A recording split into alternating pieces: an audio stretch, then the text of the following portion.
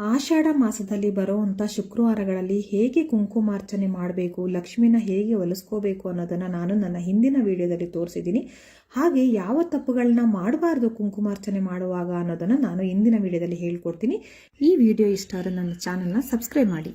ಕುಂಕುಮಾರ್ಚನೆ ಮಾಡೋ ಮೊದಲು ಒಂದು ದೀಪನ ಹಚ್ಚಿಟ್ಕೋಬೇಕು. ಹಾಗೆ ಕುಂಕುಮಾರ್ಚನೆ ಮುಗಿಯೋವರೆಗೂ ಆ ದೀಪ ಉರಿತಾನೆ ಇರಬೇಕು. ಅದಾದ ನಂತರ ನೀವು ಕೂತ್ಕೊಳ್ಳೋಕ್ಕೂ ಮುಂಚೆ ಬರೀ ನೆಲದಲ್ಲಿ ಕೂರಬಾರ್ದು. ಚಾಪೆ ಹಾಕ್ಕೊಂಡು ಕೂರಿ ಅಥವಾ ಒಂದು ಮಣೆನ ಉಪಯೋಗಿಸ್ಕೊಂಡು ಕೂರಿ, ಏನೂ ಇಲ್ಲ ಅಂದರೆ ಒಂದು ತೊಳೆದಿರೋ ಬಟ್ಟೆನಾದರೂ ಹಾಕ್ಕೊಂಡು ಕೂತ್ಕೊಳ್ಳಿ. ಆದರೆ ಬರೀ ನೆಲದಲ್ಲಿ ಮಾತ್ರ ಯಾವುದೇ ಕಾರಣಕ್ಕೂ ಕೂತು ನೀವು ಪೂಜೆ ಮಾಡಬಾರ್ದು ಅಥವಾ ಕುಂಕುಮಾರ್ಚನೆನ ಖಂಡಿತ ಮಾಡಬಾರ್ದು. ಅದಾದ ನಂತರ ಈ ಪೂಜೆ ಮಾಡೋದಕ್ಕೆ ನಾನಿಲ್ಲಿ ಒಂದು ತಾಮ್ರ ಅಥವಾ ಹಿತ್ತಾಳೆ ತಟ್ಟೆನ ತಗೋಬೇಕು. ಯಾವುದೇ ಕಾರಣಕ್ಕೂ ಸ್ಟೀಲ್ನ ಉಪಯೋಗಿಸ್ಬೇಡಿ, ಅದೊಂದು ನೆಗೆಟಿವ್ ಎನರ್ಜಿ ಫಾರ್ಮ್ ಆಗುತ್ತೆ. ಹಾಗಾಗಿ ದಯವಿಟ್ಟು ಇದೇ ರೀತಿ ತಟ್ಟೆನ ಉಪಯೋಗಿಸಿ. ಅದು ಅಕಸ್ಮಾತ್ ನಿಮಗೆ ಇಲ್ಲ ಅಂದರೆ ಒಂದು ಹಲಗೆ ತುಂಡನ್ನಾದರೂ ಇಟ್ಕೊಳ್ಳಿ, ಆದರೆ ಸ್ಟೀಲ್ ತಟ್ಟೆನ ಖಂಡಿತ ಯೂಸ್ ಮಾಡಬೇಡಿ. ಅದಾದ ನಂತರ ಈಗ ವೀಳ್ಯದೆಲೆ ವಿಷಯಕ್ಕೆ ಬರೋಣ. ವೀಳ್ಯದೆಲೆ ಯಾವತ್ತೂ ಒಂಟಿ ತಗೋಬಾರ್ದು, ಜೋಡಿ ಎಲೆನೇ ತಗೋಬೇಕು. ಇಲ್ಲಿ ನಾನು ಜೋಡಿ ಎಲೆನೇ ತಗೊಂಡಿದ್ದೀನಿ, ಒಂದ್ರ ಮೇಲೆ ಒಂದಿದೆ. ಹಾಗೆ ಅದನ್ನು ತಟ್ಟೆಲಿಟ್ಟ ನಂತರ ಅದ್ರ ಎಲೆ ತುದಿ ಏನಿರುತ್ತೆ ಅದು ಪೂರ್ವ ಅಥವಾ ಉತ್ತರಕ್ಕೆ ಮುಖ ಮಾಡಿರಬೇಕು. ಹಾಗೆ ನೀವು ಪೂಜೆ ಮಾಡೋರು ಪೂರ್ವ ದಿಕ್ಕಿಗೆ ಅಥವಾ ಉತ್ತರ ದಿಕ್ಕಿನಲ್ಲೇ ಮುಖ ಮಾಡಿ ಕೂತ್ಕೋಬೇಕು. ದಕ್ಷಿಣ ಅಥವಾ ಪಶ್ಚಿಮ ನಿಷಿದ್ಧ ದಿಕ್ಕು. ಸೊ ಇದನ್ನು ನೆನ್ಪಿಟ್ಕೋಬೇಕು, ಇದು ಬಹಳ ಮುಖ್ಯವಾದ ಒಂದು ಅಂಶ ಅಂತಲೇ ಹೇಳ್ಬೋದು. ಹಾಗೆ ಅದ್ರ ಮೇಲ್ಗಡೆಗೆ ನೀವು ಬೆಳ್ಳಿ ಕಾಯಿನು ಅಥವಾ ಈ ರೀತಿ 5 ರೂಪಾಯಿ ನಾಣ್ಯ, ತಾಮ್ರದ್ದು ಏನು ಬರುತ್ತೆ ಹಿತ್ತಾಳೆ ಅಥವಾ ಏನು ತಾಮ್ರದ್ದು ಬರುತ್ತೆ ಅದನ್ನು ನೀವು ಉಪಯೋಗಿಸಿ. ಅಕಸ್ಮಾತ್ ಅದಿಲ್ಲ, ನಿಮಗೆ ಆ ಸಮಯಕ್ಕೆ ಸಿಕ್ಕಿಲ್ಲ ಅಂದರೆ ಹಾಗೆ ವೀಳ್ಯದೆಲೆ ಮೇಲೆ ಡೈರೆಕ್ಟಾಗಿ ಪೂಜೆ ಮಾಡಿ, ಏನೂ ತೊಂದರೆ ಇಲ್ಲ. ಆದರೆ ಬೇರೆ ಮೆಟಲ್ ಕಾಯಿನ್ಗಳನ್ನೆಲ್ಲ ಯೂಸ್ ಮಾಡಬೇಡಿ. ನೀವು ಲಕ್ಷ್ಮೀ ನಾಣ್ಯ ಅದೇನಾದರೂ ಇದ್ದರೆ ಅದನ್ನು ಕೂಡ ಇಟ್ಟು ಪೂಜೆ ಮಾಡಿದ್ರೆ ಬಹಳ ಶ್ರೇಷ್ಠ. ಸೊ ಅಲ್ಲಿ ದೀಪ ಜ್ಯೋತಿ ಏನು ಉರಿದಿದೆ ಅದು ಲಕ್ಷ್ಮಿ ಸಮಾನ, ವೀಳ್ಯದೆಲೆ ಲಕ್ಷ್ಮಿ ಸ್ವರೂಪ, ಹಾಗೆ ಕಾಯಿನ್ನು ನಿಮಗೆ ಗೊತ್ತೇ ಇದೆ ಸಾಕ್ಷಾತ್ ಲಕ್ಷ್ಮಿ. ಸೊ ಇಷ್ಟೆಲ್ಲ ಆದ ನಂತರ ಇದಕ್ಕೆ ಒಂದು ಹೂವನ್ನು ಇಟ್ಕೋಬೇಕು. ಸೊ ನಾವೀಗ ಒಂದು ಲಕ್ಷ್ಮೀ ದೇವಿಗೆ ಸ್ಮರಣೆ ಮಾಡುವಂಥ ಒಂದು ಸಮಯ ಇದರಲ್ಲಿ. ಸೊ ಇಷ್ಟಾದ ನಂತರ ಇದೆಲ್ಲ ಮುಖ್ಯವಾದ ಪಾಯಿಂಟು, ಖಂಡಿತ ಈ ಕುಂಕುಮಾರ್ಚನೆ ಮಾಡುವಾಗ ಎಲ್ಲ ನೆನಪಲ್ಲಿ ಇಟ್ಕೊಳ್ಳಿ.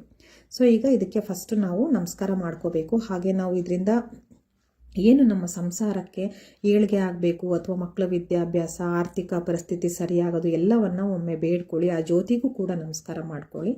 ಸೊ ಇದಾದ ನಂತರ ಕುಂಕುಮಾರ್ಚನೆ ಶುರು ಮಾಡೋದಕ್ಕೂ ಮೊದಲು ಗಣಪತಿನ ಸ್ಮರಣೆ ಮಾಡೋದನ್ನು ಮರಿಬೇಡಿ. ಯಾವುದೇ ಪೂಜೆ ಮಾಡಿದ್ರು ಗಣಪತಿ ಪೂಜೆ ಮೊದಲು ಮಾಡಿಸ್ತಾರೆ. ಹಾಗೆ ನಾವು ಈ ಥರ ಶ್ಲೋಕ ಪಠಿಸುವಾಗ ಪೂಜೆ ಮಾಡುವಾಗ ಗಣಪತಿ ಸ್ತೋತ್ರ ಫಸ್ಟು ಹೇಳ್ಕೋಬೇಕು. ಅದಾದ ನಂತರ ನೀವು ನಿಮ್ಮ ಕುಲದೇವರು, ಮನೆ ದೇವರು ಅಂತ ಏನಂತೀವಿ ಅಥವಾ ನಿತ್ಯ ಆರಾಧನೆ ಮಾಡುವಂಥ ದೇವರಿಗೆ ನಮಸ್ಕಾರ ಮಾಡ್ಕೋಬೇಕು. ಇಷ್ಟಕ್ಕೂ ಮುಂಚೆ ನಾವು ಮನೆ ದೇವರ ಪೂಜೆ ಆಗಿರಬೇಕು. ಅದಾದ ನಂತರ ಈ ಕುಂಕುಮಾರ್ಚನೆ ಶುರು ಮಾಡಬೇಕು. ಮೊದಲು ಶುರು ಮಾಡುವಾಗ ಮೊದಲು ನಾವು ಆ ಕಾಯಿನ್ ಮತ್ತು ಎಲೆ ಮೇಲೆ ತಾಗೋ ಹಾಗೆ ಮೊದಲು ಅರಿಶಿಣವನ್ನು ಹಾಕಬೇಕು.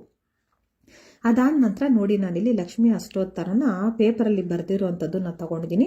ನೀವು ಬೇಕಿದ್ರೆ ಅದ್ರ ಬುಕ್ಕಲ್ಲಿ ಕೂಡ ನೋಡಿ ನೀವು ಕುಂಕುಮಾರ್ಚನೆ ಮಾಡ್ಕೋಬೋದು. ಲಕ್ಷ್ಮೀದೇ ಅಂತಾನೆ ಅಲ್ಲ, ಮಹಾಲಕ್ಷ್ಮಿದು ಬೇಕಾದ್ರೆ ನೀವು ಓದ್ಕೋಬೋದು. ಯಾವುದಾದ್ರೂ ಓದ್ಕೊಳ್ಳಿ. ಸಹಸ್ರನಾಮ ಮಾಡ್ಬೋದು, ತ್ರಿಶತಿ ನಾಮಾವಳಿ ಅಂತ ಬರುತ್ತೆ ಅದನ್ನು ಮಾಡ್ಬೋದು, ಅಷ್ಟೋತ್ತರ ಮಾಡ್ಬೋದು, ಯಾವುದಾದ್ರೂ ಮಾಡ್ಬೋದು.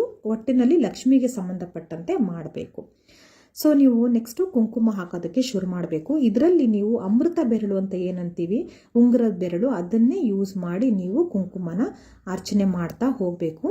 ಯಾವುದೇ ಕಾರಣಕ್ಕೂ ನೀವು ತೋರ್ ಬೆರಳು ಅಂತೀವಿ, ಅದು ವಿಷದ ಬೆರಳು ಅಂತ ಪೂಜೆ ಇದರಲ್ಲಿ ನಾವು ಹೇಳ್ತೀವಿ. ಹಾಗಾಗಿ ಆ ಬೆರಳನ್ನು ಯಾವುದೇ ಕಾರಣಕ್ಕೂ ಯೂಸ್ ಮಾಡಬಾರ್ದು.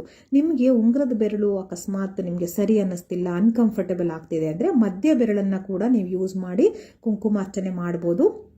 ಆದರೆ ಯಾವುದೇ ಕಾರಣಕ್ಕೂ ತೋರ್ ಬೆರಳು ಅಥವಾ ವಿಷದ ಬೆರಳು ಅಂತ ಏನಂತೀವಿ ಆ ಬೆರಳನ್ನು ಉಪಯೋಗಿಸಿ ಕುಂಕುಮಾರ್ಚನೆ ಮಾಡಬಾರ್ದು, ಅದು ನಿಷಿದ್ಧ. ಹಾಗೆ ಯಾವತ್ತೂ ಮಾಡಬೇಡಿ.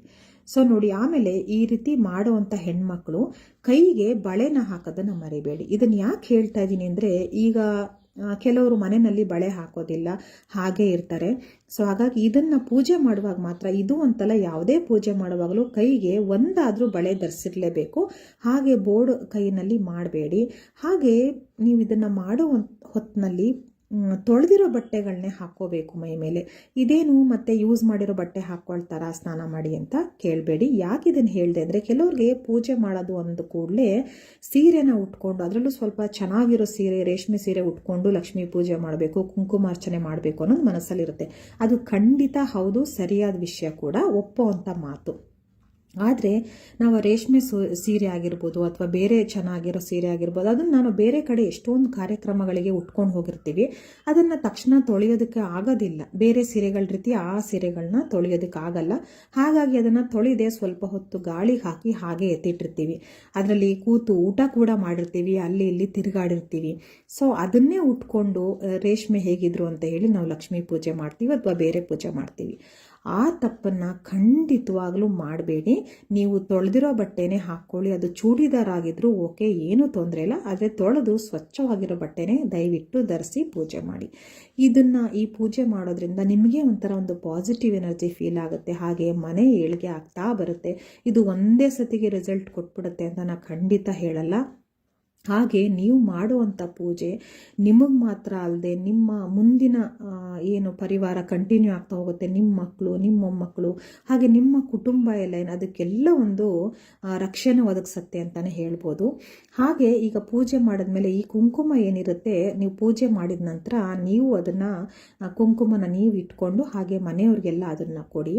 ಹಾಗೆ ಅದನ್ನು ದಿನನಿತ್ಯ ನೀವು ಮತ್ತು ನಿಮ್ಮ ಮನೆಯವರು ಹಣೆಯಲ್ಲಿ ಇಟ್ಕೊಳ್ಳೋದ್ರಿಂದ ಒಂದು ಒಳ್ಳೆ ಪಾಸಿಟಿವ್ ಎನರ್ಜಿ ಇರುತ್ತೆ. ಹಾಗೆ ಅದನ್ನು ನೀವು ಒಂದು ಡಬ್ಬಿನಲ್ಲಿ ಹಾಕಿ ಎತ್ತಿಟ್ಕೊಳ್ಳಿ. ಅವತ್ತಲ್ಲ, ಈಗ ಶುಕ್ರವಾರ ನೀವು ಪೂಜೆ ಮಾಡ್ತಿರ್ತೀರ, ಸೊ ಶನಿವಾರ ನೀವು ಸ್ನಾನ ಪೂಜೆ ಎಲ್ಲ ಆದ ನಂತರ ಅದನ್ನು ಒಂದು ಡಬ್ಬಿಗೆ ಹಾಕಿ ಸ್ಟೋರ್ ಮಾಡಿ ಇಟ್ಕೊಳ್ಳಿ. ಮನೆಗೆ ಹೆಣ್ಮಕ್ಳು ಯಾರಾದರೂ ಬಂದಾಗ ಅವರಿಗೆ ಕುಂಕುಮಕ್ಕೆ ಅದನ್ನು ಕೊಡೋದನ್ನು ಮರಿಬೇಡಿ. ಸೊ ಇದರಲ್ಲಿ ಒಂದು ಪಾಸಿಟಿವ್ ಶಕ್ತಿ ಇರುತ್ತೆ, ಆ ತಾಯಿ ಶಕ್ತಿನೇ ಅದರಲ್ಲಿ ಇರುತ್ತೆ ಅಂತಲೇ ಹೇಳ್ಬೋದು.